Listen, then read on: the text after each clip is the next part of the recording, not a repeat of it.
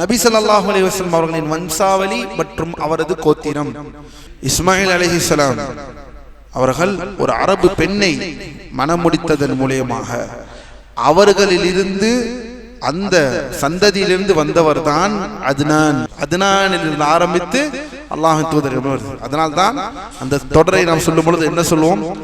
முஹம்மத் இப்னு அப்துல்லாஹ் இப்னு அப்துல் முத்தலிப் இப்னு ஹாஷிம் இப்னு அப்து மனாஃப் இப்னு குஸை இப்னு கிலாப் இப்னு முர்ரா இப்னு கஅப் இப்னு லுஐ இப்னு காலிப் இப்னு ஃபிஹ் இப்னு மாலிக் இப்னு other இப்னு கினானா இப்னு ஹுஸைமா இப்னு முத்ரிகா இப்னு இலியாஸ் இப்னு முதர் இப்னு நிசார் இப்னு மஅத் இப்னு Adnan. இந்த வரிசை தான் நபி ஸல்லல்லாஹு அலைஹி வஸல்லம் உடைய வம்சாவளி. இஸ்மாயில் அலைஹிஸ்ஸலாம் உடைய வழித்தோன்றலில் ஒருவரான அத்னானில் இருந்து நபி அவர்களுக்கு வரும் வரை என்ன ஆகி இருக்கிறது?